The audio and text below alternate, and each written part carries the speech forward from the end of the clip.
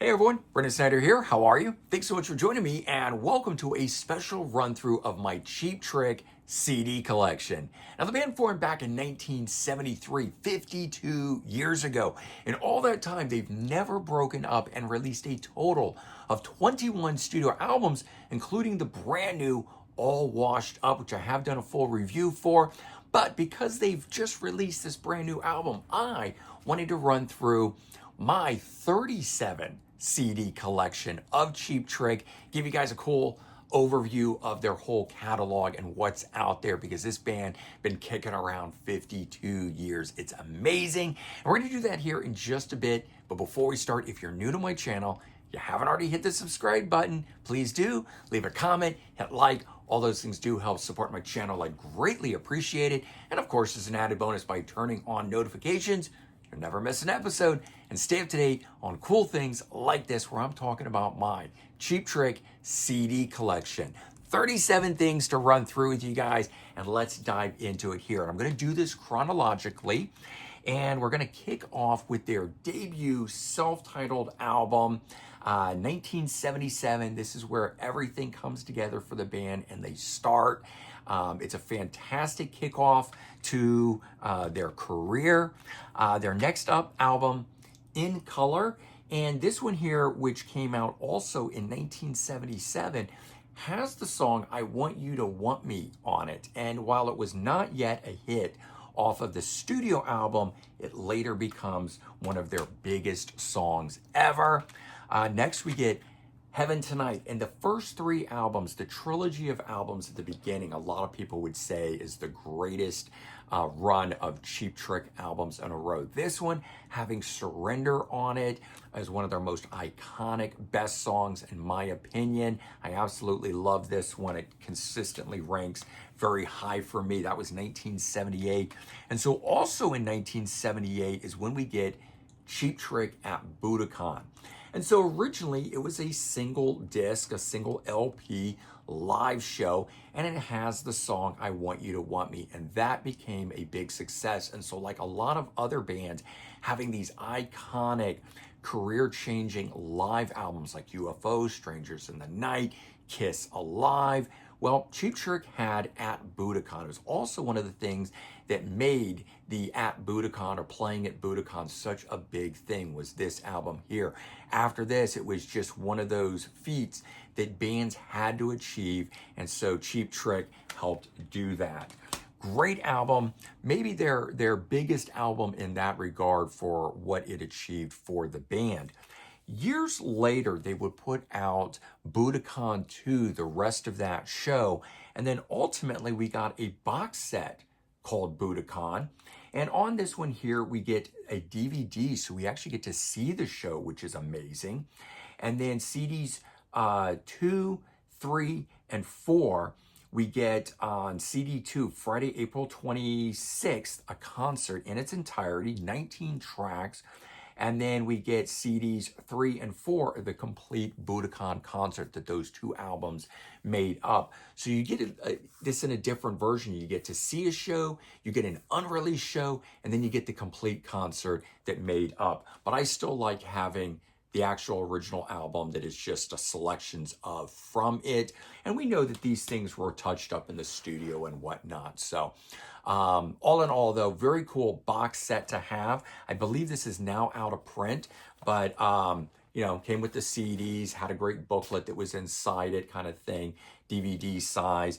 Believe it was actually sold as the idea of a DVD, but having this extra content, though there's 3 CDs, I consider it a CD box set more than I do a DVD or anything else like that.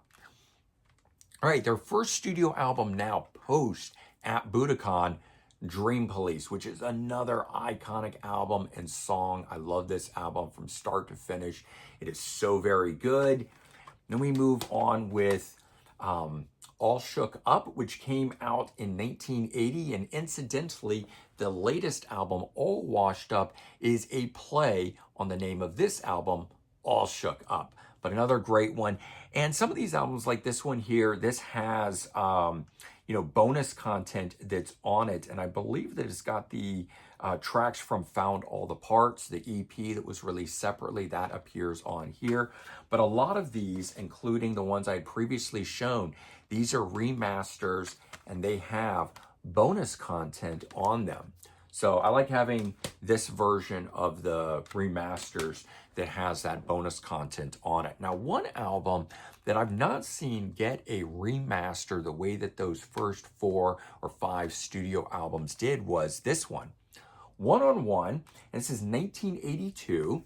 So I managed to eventually find a copy. This was very hard to come by originally. I've seen it a bit more these days, but this was one that I always wanted, and mainly for the first song, I Want You, which is on here. But a lot of great ones. She's Tight, another great track off of this one. So don't know why we've never seen this one get reissued. And one that I've still not found on a jewel case edition, Next Position Please. So this is a Japanese replica LP edition with the, the sleeve art and everything like that inside it. But again, never found this one as a jewel case edition. So I have a couple alternate edition versions of albums in my collection because simply that's the only way I've ever been able to get it, which is a lot like these next two. We have Standing on the Edge, which this is a Wounded Bird Records reissue. And I don't know that there was ever probably was, a regular standard CD edition by the label, but I could never come across it. So when it finally got reissued on Wounded Bird, I jumped at the chance to get it, and they've since gone out of print again. Now, this is a strange time period for the band. This is when their bass player, Tom Peterson, was out of the group. They had John Brandt in the lineup for a few albums, including this next one, The Doctor. And these are really kind of very sugary, satiny, polished up, maybe a little too much for them. I enjoy the albums, but I can understand why they weren't really big successes for the group. But this one being another Wounded Bird reissue version of it, so I do have it, luckily, in the collection. And maybe one of their best-selling albums of all, Lap of Luxury, not remastered either. This one having 2 top 10 US hits on it. Don't Be Cruel, the Elvis Presley cover, went to number 4 on the Billboard Hot 100, and the song The Flame went to number 1 on the Billboard Hot 100. So how is this album not remastered and or gotten a deluxe edition or anything like that is beyond me. I totally think it should. Great album that it is, but I do know that the band a little disappointed with the album because they were using outside songwriters and covers and things like that, and it didn't really feel like their album. But the fans loved it. You can't, ignore something that you put out like that just because you weren't particularly happy with it. Their next album, Busted, in 1990. I love this album, and yet again, it doesn't really get the attention that I think that it deserves. The title track alone, Busted, is such a great track. Back in Blue, the opening song on here, really great. For years, I thought it was Black and Blue, and didn't know until I actually got the album and really paid attention. And I was like, wait, they're back in blue. Changed the whole meaning of the song for me. But great stuff, although the first single that they released off of this thing, Can't Stop Falling in Love, I don't think was the right move to be released as the first single. It did well for them at the time, I remember, but I think they should have released something else, and that album probably would have done better. But again, hindsight, always 2020.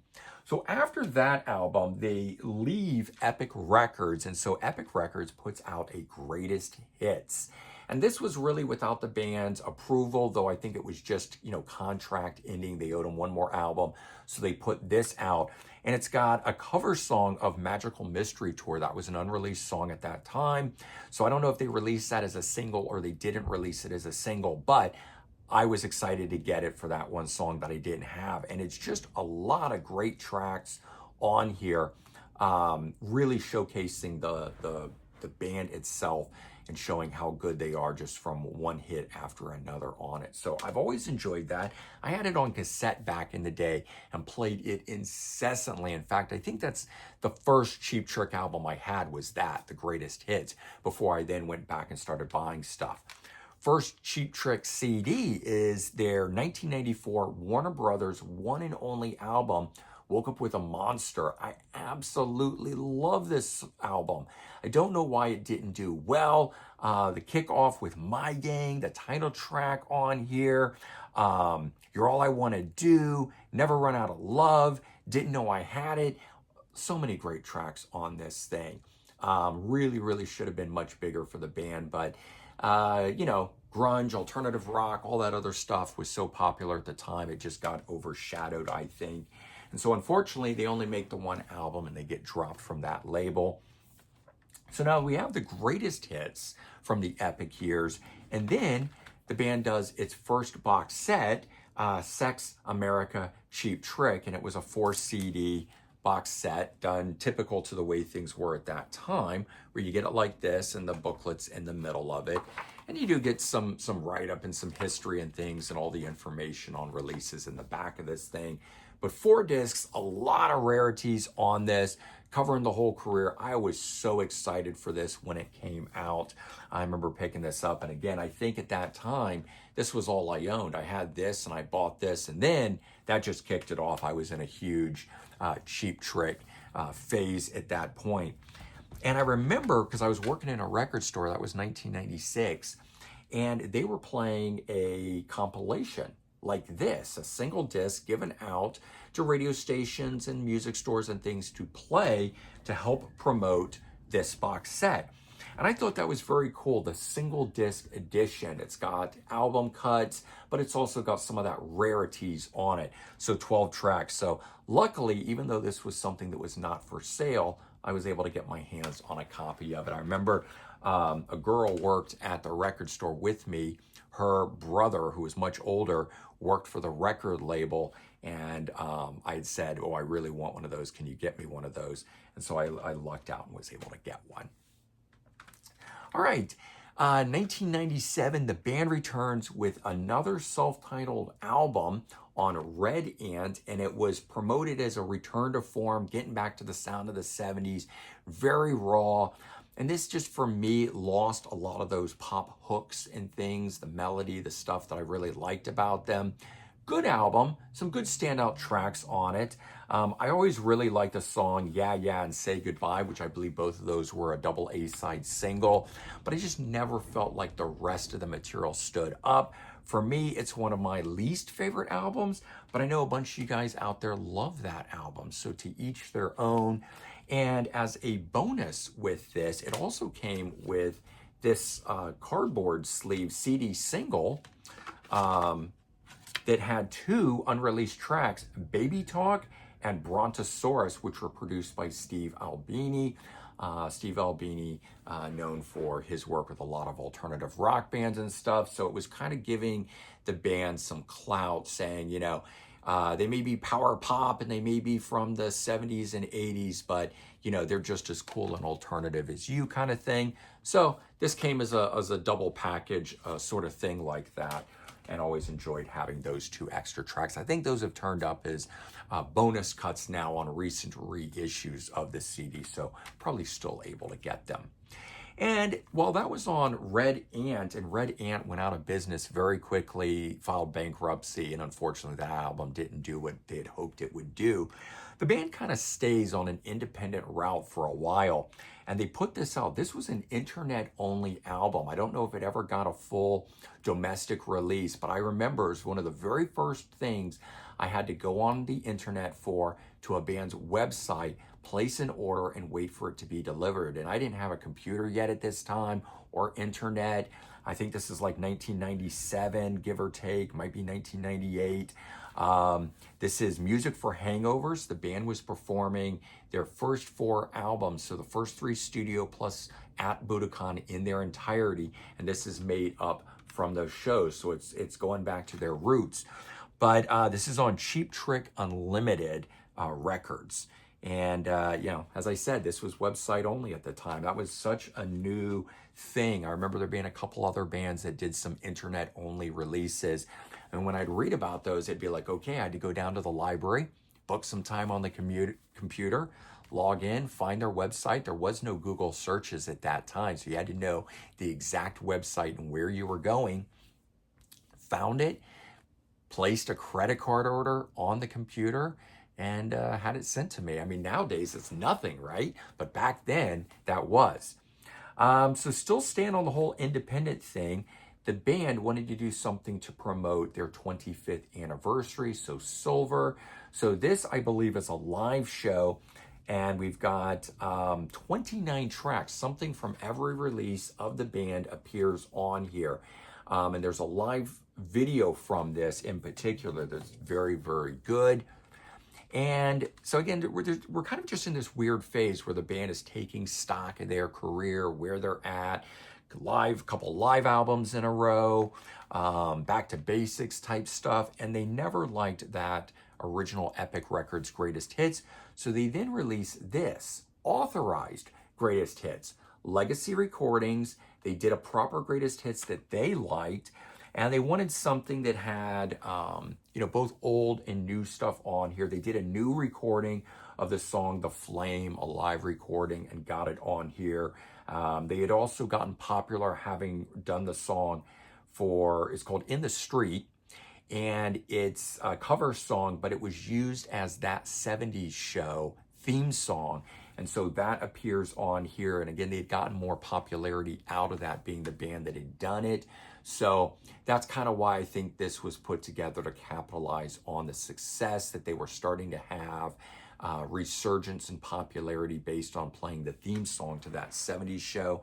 But a lot of cool stuff. There were some alternate editions and other songs that, there's the song Walk Away that's on here that's actually from the Robin Zander's solo album. Or not Robin Zander's solo. I was thinking it was Robin Zander's solo album, but it's actually not. But the song Walk Away has Chrissy Hine on it singing, and that's a cool thing.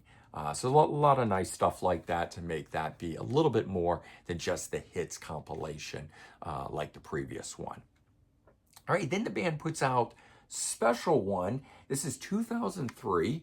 This one here is a limited deluxe edition with bonus DVD inside it. So this was back, you know, at the beginning. You know, kind of bands do this all the time now, but at that time it was very cool to get the album plus something video-wise to watch. And again, this is like pre-YouTube and, you know, being able to search and play videos and see all your favorite videos from artists. So when bands were putting out albums that came with a DVD in it, that was a very cool thing for a while. Now when bands do it, I just don't see the point in it. I don't need it. I can have access to their video content anytime I want. I'd much rather a bonus audio content, live album, extra studio stuff, outtakes, demos, whatever. Okay, next up we got Rockford. Rockford, find it on here. I'm losing my place. 2006 for this one. Always liked the album art on this one here. The band is just kind of doing their thing with these albums. They're neither like over the top great, and they're definitely not just run of the mill. They're really good midline albums, and they just kind of keep that going. I really liked this one though, called The Latest, which came out in 2009. And the title worked great at the time, but after this, of course it doesn't. Opens with the track Sleep Forever, but When the Lights Are Out, which is another cover song. Very good track. They've always done amazing with cover songs, in my opinion, making it their own. This was an interesting one because it was a burned CD. It was, when you ordered it off of Amazon, it was a made-to-order CD. So there was no regular way to buy it. You ordered it, and they burned it, and they made it. And that was just how it was. So I've still got a version of that. I think it has since been reissued, and it's on silver disc. But at that time, It was a made-to-order album, only available from Amazon. You couldn't go to your local store and buy it, at least not for the first 6 or 8 months. It was for quite some time that you couldn't. In fact, this next release, which was on Big Three Records, I think is this, where they did a live show playing Beatles, Sgt. Pepper's Lonely Hearts Club Band in its entirety. I remember this came out and I could go get this in a store, but I still couldn't buy this. And I just was so shocked by that. And the time that this came out in 2009, this is still really before Amazon exploded. And so I was still going to stores, buying everything, and to have to go to Amazon to get something that I couldn't get anywhere else was, a bit shocking. But, leave it to the band to break some new barriers the way that they did selling an album over the internet, one of the first bands to do it, and then selling something that was order on demand through Amazon, being one of the first bands to do that. So they've always been a very forward thinking kind of band. This came out relatively quickly thereafter and was nice to get this. So it's also a 2009 release. And then, unfortunately, 7 years before we get the next album, Bang, Zoom, Crazy Hello, 2016. Interestingly, with the new album All Washed Up coming out, I've rediscovered this album and absolutely fallen in love with it. I remember liking it at the time, but I don't remember it hitting as hard as it has been in the last few days. But I am loving this. So I've been revisiting that one along with this next one, which is much closer to the latest album. I'm talking about We're All Right, which came out in 2017, 1 year on. So this one here being much more that power pop sounding Cheap Trick style stuff that we know and love. And then this being a very raw sounding stuff that's more ruckusy, kind of like the early albums material. But it was interesting. These two albums only a year apart, but after waiting 7 years to get this one, it was nice that we got something so quick the way that we did. And then again, here's the band breaking some new ground, doing something a little different. Also in 2017, we got a Christmas album from the band. And I still love listening to this every year. Cheap Trick music absolutely works as Christmas music. It's that poppy, happy-go-lucky, sunshiny sound, right? So them doing holiday songs, and they've got Merry Christmas, Darlings, I Wish It Could Be Christmas Every Day, Merry Christmas, Everybody, Please Come Home for Christmas, Remember Christmas. But their song called Christmas, Christmas, done just like a Cheap Trick style song. They got a few originals on here, which is cool. Is great. And so I still love listening to this. I keep that with my holiday albums. It doesn't generally stay with my Cheap Trick albums, but I do have that. And then the Epic Records sort of went through its archives, and instead of doing a 6 CD box set, which I really think they should have done, they did the Epic Archives, Volume 1, 75 to 79, and released, and this one here being, this is a single disc one here. Maybe they're all single discs, I don't remember. And it's all kinds of cool alternate takes and live versions and different archival type stuff gathered up. Then we got the Epic Archives Volume 2, 1980 to 83. Okay, so another single disc. So I'm noticing that, just checking this first one to see, okay, it looks like they're all on the Real Gone Music. So it is being put out by a label that does this sort of stuff, but it's in conjunction with Epic Records. And they did a third one, and this one here covers the years 1984 to 1992, the last period of time that they were on Epic Records. So that's what it is. They're actually all single discs, not doubles. So 3 CDs. So they could have done a little 3 CD box set, but they chose to release them all individually, I think about like 6 months apart, give or take. And I just looked up and found out that they're all out of print, which is a real bummer because I very, very much enjoy listening to these. It's a cool overview, much in the same way that this box set is for the band.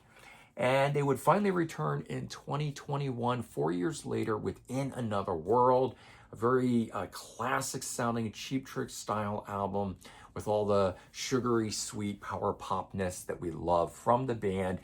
Then it would be 4 years on until we get the brand new album all washed up, which, as I said, I've done a full review of this and I'll leave a link in the description. But I'm loving this new album. And it's very much a bridge between that more ruckusy, raw side of the band, like the early era, and the more power pop sounding stuff that they became known for. Kind of bridges both of those. So it's a fun album with all of that. And that's all the Cheap Trick stuff. But I did want to show you, because there's so little solo stuff out there from the guys, that Robin Zander did a solo album on Interscope Records. I think this is 1993, if I'm not mistaken. It might be like 92. I can't see the date real quick on it. But he's got the song Reactionary Girl. You should check out. It's the opening tune. And then he did make a second album, a follow-up, Countryside Boulevard, that's never been released. This is on Big 3 Records, 2011. It is a burned copy of it that was sent out for reviews, promo type thing, and I managed to find a copy at the time and waited for it to get a full-length release, and it never did. But this is his country album, so I'm shocked that this thing has stayed in the vaults that entire time. And then after drummer Bun E. Carlos left the band, he did make a solo album called Greetings from Venezuela. There he is shoving a huge cassette into a tour van or whatever it might be. So he did make his own solo album, and I thought that was very cool. But outside of that, that is all the Cheap Trick stuff that I have. I hope that you've enjoyed this episode, seeing all the cool things that are available. Maybe you found something in there you didn't know that was out, and you can go search from them now and find something new. But all in all, go check out their brand new studio album, their 21st in their catalog, all washed up. Never know when it might be the last or the final. I kind of thought this one was going to be the final album in another world, but we luckily got one more album. So long live Cheap Trick. All right, everyone. Take care. Have a good one, and I'll talk to you real soon. Bye-bye.